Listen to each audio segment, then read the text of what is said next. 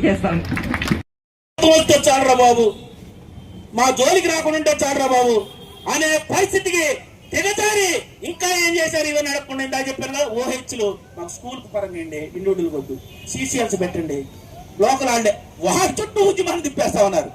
ఈ రకంగా ఈ పిఆర్సీ విషయంలో ఇప్పటికే మనం పిఆర్సీలు వచ్చిన దగ్గర నుంచి ఏం వర్క్నే రాలా, పోరాడి సాధించుకున్నాం. 5 ఏళ్ళకి ఒకసారి పిఆర్సీ, డిఏ మెరిట్ స్కేల్స్ పోరాడి సాధించుకున్నాం. అట్లాగే రీగ్రూప్డ్ స్కేల్స్, ట్రిపుల్ బెనిఫిట్ స్కీమ్, ఇవన్నీ కూడా పోరాడి సాధించుకుంది ఉపాధ్యాయ ఉద్యమం, జేఏసీ ఉద్యమం. అలాంటి పోరాడి సాధించుకున్నవన్నీ కూడా ఇవాళ తీసేస్తున్నారు.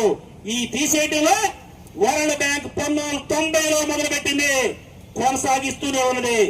దీన్ని అర్థం చేసుకొని మనం కష్టపడి పనిచేయడం ద్వారా, తల్లిదండ్రులతో పునరంకితం అయ్యడం ద్వారా, మనం ఉన్న సమయాన్ని లెక్కించకుండా మమేకమై పని చేయకపోతే మన పాఠశాలను కాపాడుకోలేం, మన పోస్టులు కాపాడుకోలేం, భవిష్యత్ తరానికి వీటిని అందించలేం.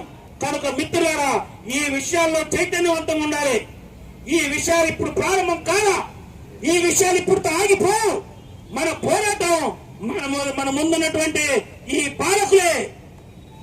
ఏ పాలకుడైనా సరే అధికారంలో ఉన్నాడు చేత మన పని చేయించుకోవడం తప్ప మరొకటి లేదు.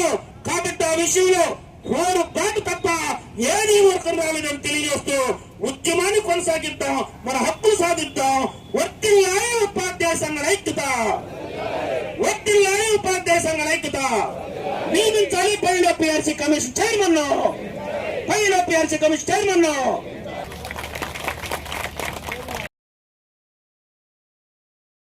3 మంది మన రాష్ట్రంలో ఉంటే 2020లో చనిపోయారు వాళ్ళ తల్లిదండ్రులు. మనలాగే ఉపాధ్యాయులు కరోనా డ్యూటీ వల్ల కానీ బయటికి రావాల్సిన సందర్భంలో కానీ చనిపోయారు.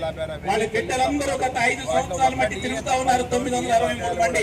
సార్ మాకేదైనా ఉద్యోగాలు ఇప్పించండి సార్. మేము కూడా మీ బిడ్డలు లాంటి వాళ్ళమే సార్ అని వాళ్ళందరినీ చూస్తే మనసు ద్రవిస్తుంది. వాళ్ళందరి దగ్గరికి తీసుకెళ్ళాం, అందరు అధికారుల దగ్గరికి తీసుకెళ్ళాం. ఈ సందర్భంగా మా పవన్ కళ్యాణ్ గారి గురించి ఒక్క మాట చెప్పాలి. ఇదంటే నాకు చాలా అభిమానం. ప్రతిపక్షంలో ఉన్నప్పుడు వారు ఏం చెప్పారు? తెలుగు మీడియం తీసుకొస్తామన్నారు, తెలుగు మీడియం తీసుకురాలేదు. 117 జీవో రద్దు చేస్తామన్నారు, కేవలం జీవో నెంబర్ని మాత్రమే రద్దు చేశారు. జీవోలో సారాంశం అలాగే ఉంది. 3-4-5 తరగతులు మేము హై స్కూల్ నుంచి విడదీయమంటే వాళ్ళు 1-2 కూడా తీసుకొచ్చి హై స్కూల్ ఈ రోజు ప్రాథమిక విద్య, ప్రాథమిక పాఠశాలల్ని ఇబ్బంది పెట్టే పరిస్థితిగా ఈ రోజు ప్రభుత్వం వ్యవహరిస్తా ఉంది. చాలా పాఠశాలలు